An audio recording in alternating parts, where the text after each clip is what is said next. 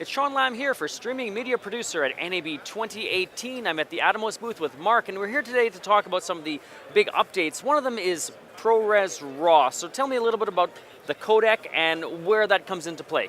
Right, so ProRes RAW is definitely the big news for us at this show.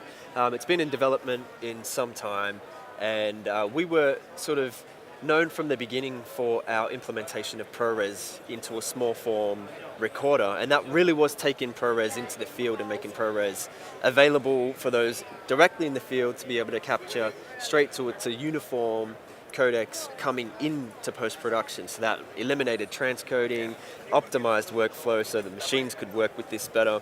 A number of reasons why ProRes has been so widely adopted. You're seeing it everywhere today. And it really, I think, in my opinion, really became a standard. That goes back to like 6 years. That to goes way back, the Ninja and the Samurai. That's right. That goes right back to our legacy products. And as everything has shifted and moved on in resolution and in data rates, so too is the expectation for amazing imagery. Where things have not been so easy in that push forward is being able to manage all of these higher data rates, higher resolutions in the post-production side of things. ProRes RAW really eliminates all of those complexities that we're used to with RAW workflows. If you're familiar with recording and taking a ProRes clip and dropping it into a timeline, you will be able to do this ProRes RAW workflow. It's as simple as dragging and dropping, moving a few sliders around, and your system will be able to handle it. Okay. What kind of cameras are supporting this ProRes RAW workflow right now with Atomos? There are 3 camera manufacturers that have cameras that output this. So at the moment there is Canon, Sony and Panasonic that have a range of cameras that actually output RAW, and we're able to take that RAW signal and record it to ProRes RAW in up to 4K 120 frames per second from the Sony FS5 and FS700 in their burst mode, and then also 4K 60p in a lot of the cameras, and 2K 240 frames per second. So you're getting some serious creative room to move around here with resolution, frame rates, and also all of this data. Yeah, I mean, this is great for HDR workflows. It's pretty exciting to be working in RAW and have it, I think, a little bit more user-friendly for the camera operators and the editors. There, that workflow is probably going to be a lot simpler than the older RAW workflows, a higher data rate than that, right? Definitely. Well, you see that consumer television sets and the consumer world got there first with RAW panels, and then obviously the content creators have to hurry up and figure out how to do this stuff to be able to fulfill what the consumer panels can display. And I think now you're going to see a lot more content being created because it's doable now, it's attainable. Okay. I mean, we've got some demos here that I'm sure you'd probably like to see on just how simple that is. Okay. Now, on the product side, for Atomos, which products support ProRes RAW right now? Out the gates, we've got the Shogun Inferno and also the Sumo 19 that are ProRes RAW available today.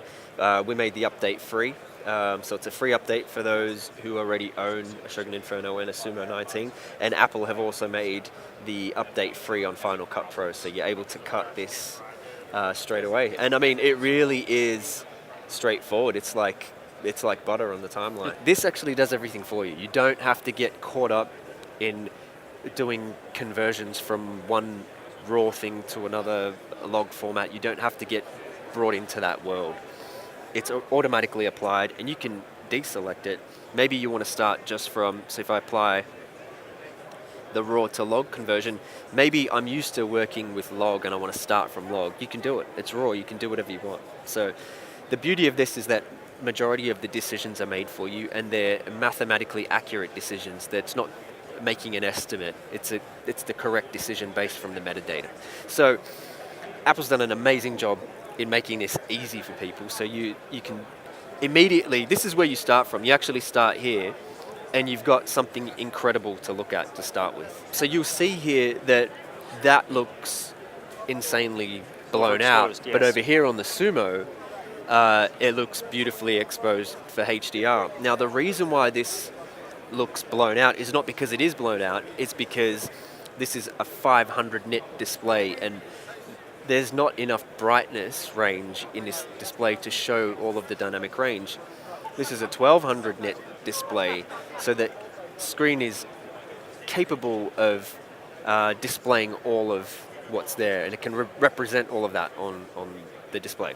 So if I wanted to see what this looks like on a standard dynamic range screen, Rec I have 709, to yeah. I have to enable a Rec 709 sort of space for it to live in. So I can do that over here. So if I switch my preferences on, and I'll get you to keep your eye on the waveform and see what happens if I want to show this as raw HDR values. What that's done is just done a bit of a trim pass here. So you're now kind of seeing it in what was the log.